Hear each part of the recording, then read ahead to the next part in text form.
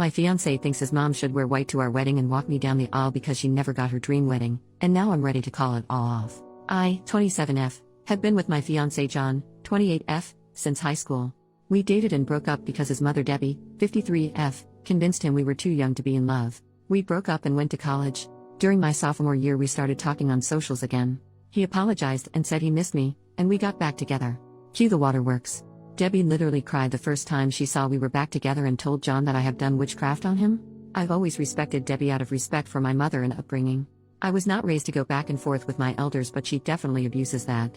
Since John and I decided to get back together, she has tried to hook him up with women from her church, her job, and even asks her friends for their daughters to give it a shot. John denies all of them and Debbie says that I'm controlling. John has told her to stop, but not in a way I feel she gets the point. Anyway, 3 months ago John proposed.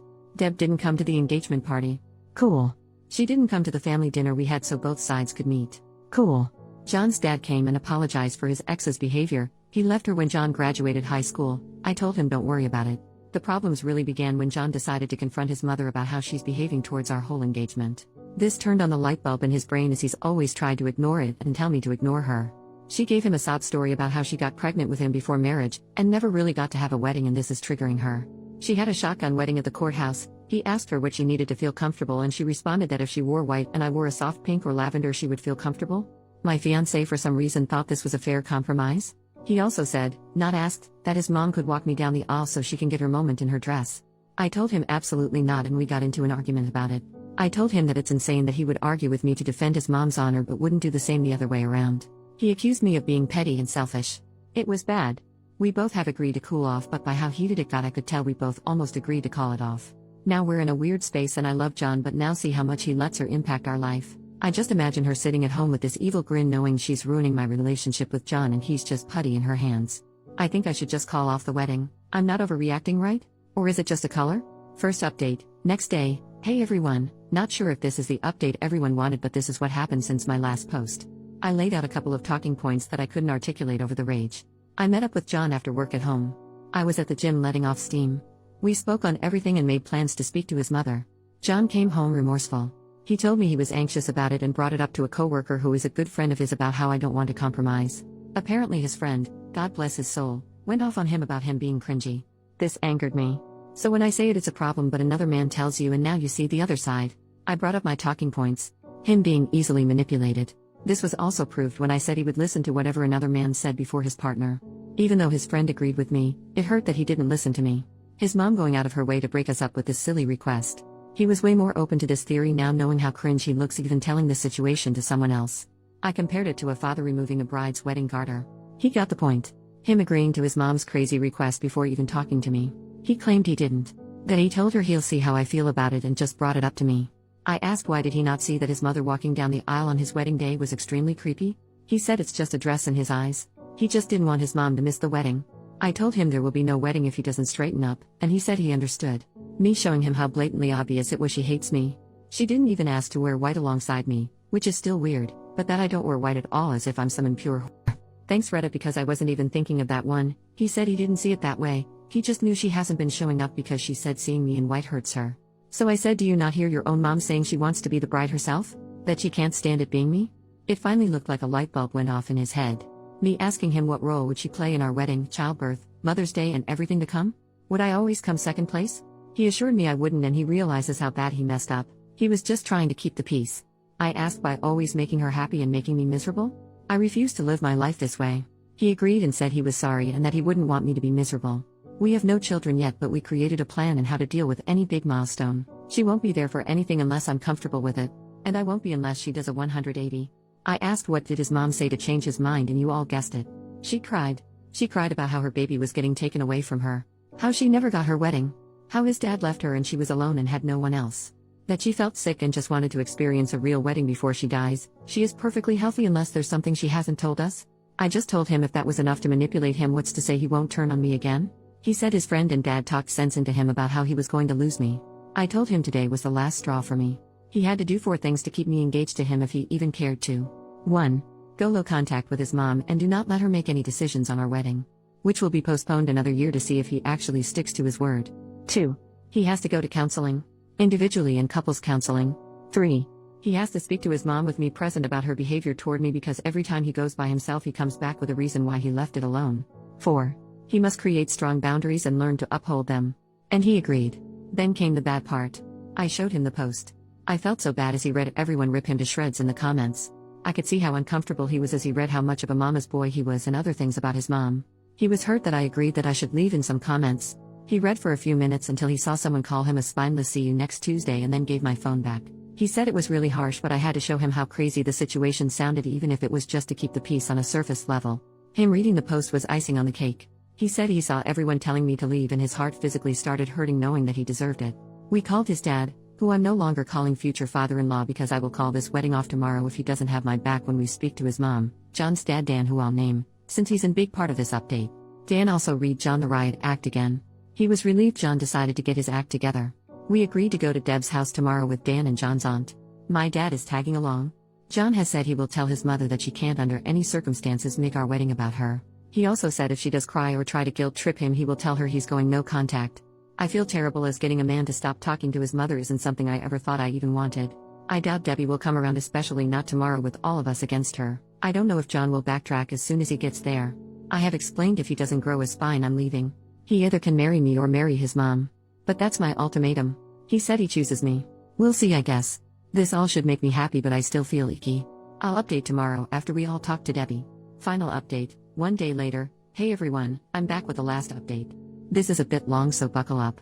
Some people reach to disrespect me. I honestly don't care if you don't believe my story or find me annoying, but messaging me, calling me names, being disrespectful, or saying I shouldn't wear white to my own wedding is classless. I won't respond, and I genuinely hope you all get the help you need for whatever trauma makes you that much of an angry person. To all the people who have reached out with positive vibes and advice, thank you so much, you cutie patooties. Anyway, John and I met up after work and we headed to pick up Dan. John's aunt couldn't make it. My dad was meeting us there. I had really bad anxiety. I told Dan and Dad they should give us a few before knocking so she doesn't feel ambushed. They agreed. Here's the part everyone was waiting for. We get to Debbie's. My heart feels like I'm going up the world's tallest roller coaster slowly. John is quiet. We get there and he gives her a firm but respectful "Hey mom." We sit down and John tells her we came to talk to her. She asked what's wrong? John got right into it. He bluntly said to her that her actions toward me for years have been petty. Her not showing up for any of our wedding events was unacceptable to him. He flat out asked her why does she have a problem with me? I genuinely thought he was going to start with the dress situation. He went for the root of it all. Debbie acted like she had no idea what he was talking about. She has actively tried to get him to cheat and leave me for other women, but in that moment was shocked and doesn't know where this was coming from. She said she has no problems with me and loves me like a daughter. She looked at me like she expected me to talk, but like I said to you all, I wanted to see what John had to say. He asked her to be honest and named all the times he's recalled that she insulted me to my face and behind my back. He mentioned she also tells him he could do better every time I'm not around. This was news to me, but am I shocked? No, Deb was livid. She genuinely couldn't believe he outed her like that.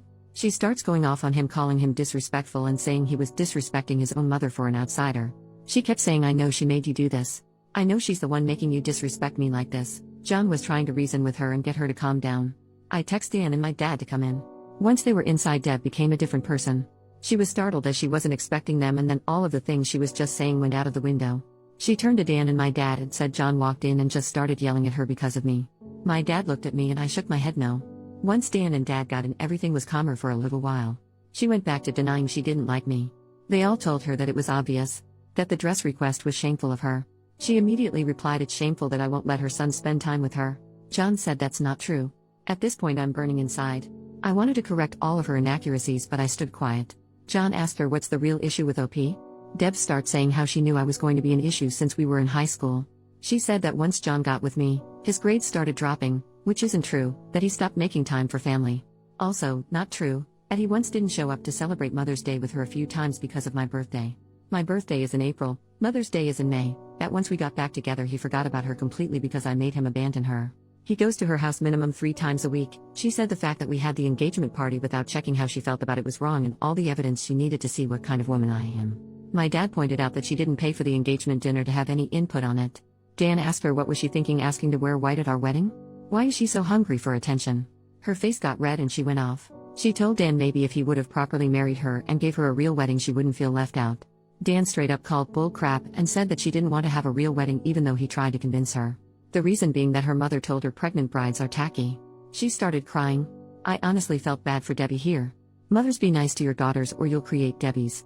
My dad got everyone to calm down. John finally spoke again and told his mom that he can't keep defending her when she won't even try to respect me. That for his sanity in our relationship, he's going low contact. Deb kept crying and said that John can't leave her for dead. She's the only mother he'll ever have. Mothers are forever. Wives are not. I'm not even his wife yet, and I'm already tearing apart the family. He kept going. He told her that we are going to get married. She can't respect me or stop crossing boundaries, she'll get cut off completely. That his visits are dropping down to 1 every 2 weeks and that she needs to call less. She started going off. She knew it. I'm doing something to him. What did I do to her son? I'm a manipulator and a problem. She told my dad he raised a demon. My dad shot back at her to watch her mouth. John kept shouting, "Mom, stop. Mom, stop," but she kept screaming and then she started hyperventilating. Whoever called it, you might be able to see the future. She was gripping John's arm saying she can't breathe. This was when I said to myself, oh no. He's about to flip-flop. He looked at me and I know he knew what I was thinking.